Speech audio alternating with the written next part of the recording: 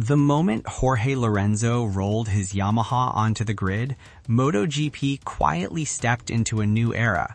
Not because the paddock expected a revolution, but because for the first time in years, Valentino Rossi was no longer the only reference point. Until then, Rossi wasn't just the face of MotoGP, he was its heartbeat. 9 world championships, unmatched charisma, and a connection with fans that transcended racing. Sundays revolved around him, victory celebrations felt theatrical, even defeat carried drama. MotoGP bent around Rossi's gravity. Then came Jorge Lorenzo, calm, silent, almost uncomfortable with the noise surrounding him. He didn't arrive with fireworks or bravado, he arrived with precision. From his earliest laps, it was obvious this was not a typical rookie. There was no wasted motion, no unnecessary aggression. Every corner exit looked rehearsed, every line traced with almost unsettling smoothness. While others fought the bike, Lorenzo flowed with it.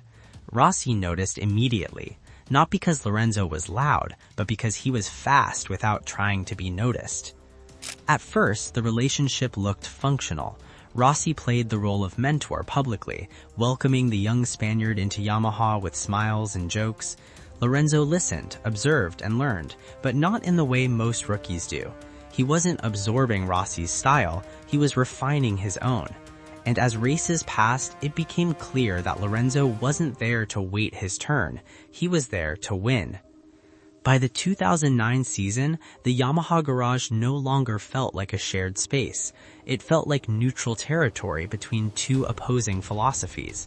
Rossi rode with instinct, reading races like stories that unfolded lap after lap. Lorenzo rode with calculation, believing races were won long before the lights went out. One thrived in chaos, the other eliminated it entirely. Both were brilliant, both refused to yield. Everything changed at Catalunya. That race didn't just deliver one of the greatest finishes in MotoGP history, it rewrote the internal balance of power at Yamaha. Lap after lap, Rossi attacked. Lap after lap, Lorenzo defended with ice-cold composure. No panic, no mistakes. It was a duel that felt personal, even though neither rider said a word. When Rossi made his final corner move and crossed the line first, the headlines celebrated his brilliance. But inside the paddock, something far more important had happened. Lorenzo had gone toe-to-toe with Valentino Rossi and didn't blink. From that moment, belief replaced respect. Lorenzo no longer saw Rossi as an untouchable icon. He saw him as a rival who could be beaten. Rossi, in turn, realized the danger. This wasn't a young rider chasing validation. This was a future champion accelerating faster than expected. The tension grew silently. No shouting, no public insults, just subtle changes. Separate conversations with engineers, different feedback requests, body language that said more than words ever could. Yamaha watched carefully, understanding the risk. 2 number 1 riders in one garage don't coexist peacefully, they compete for oxygen. By 2010, the situation became unsustainable. Yamaha made a decision that symbolized the rivalry more clearly than any quote ever could. A physical wall was erected inside the garage. Data was separated, communication limited. The message was clear. Cooperation was over. The rivalry was official. And Jorge Lorenzo thrived. That season, Lorenzo didn't just beat Rossi, he imposed himself. His riding reached another level. Mistakes vanished. Consistency became his weapon. While Rossi battled injuries and setbacks, Lorenzo delivered performance after performance with mechanical efficiency. The championship wasn't won with theatrics, it was secured with relentless perfection. When Lorenzo claimed the title, there was no explosion of emotion, just quiet confirmation that the apprentice had surpassed the master.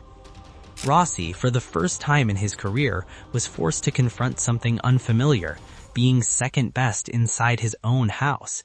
The crowd still adored him, the cameras still followed him, but on track, the balance had shifted.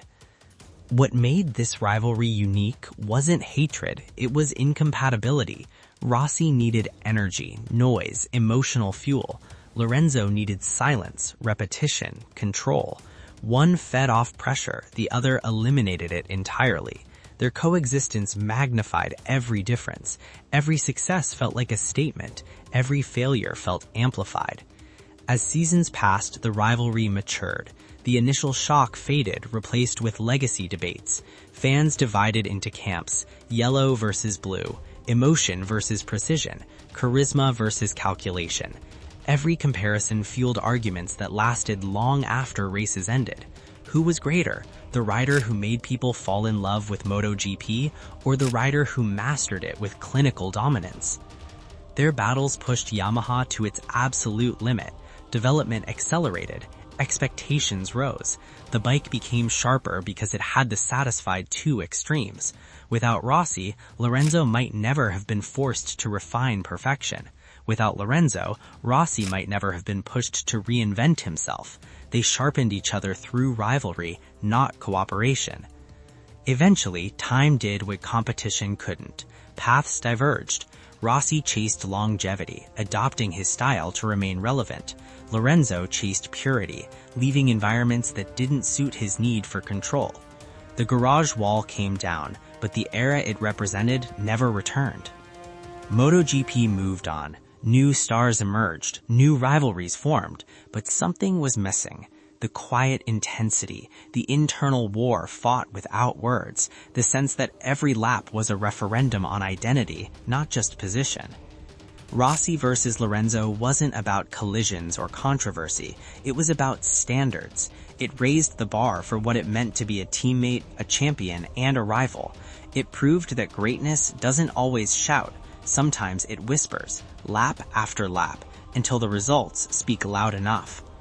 Years later, when fans look back, they don't just remember victories, they remember tension. They remember the silence in the garage. They remember Catalunya. They remember the wall. They remember two riders who refused to compromise, even when wearing the same colors. That rivalry defined an era because it forced MotoGP to confront a fundamental truth. Legends don't always fall to enemies. Sometimes they are challenged by those closest to them. Rossi remained the icon. Lorenzo became the technician. Neither diminished the other. Together, they created a chapter of MotoGP that can't be replicated. And long after the engines faded, that rivalry still echoes, not as conflict, but as proof that greatness, when divided, creates history.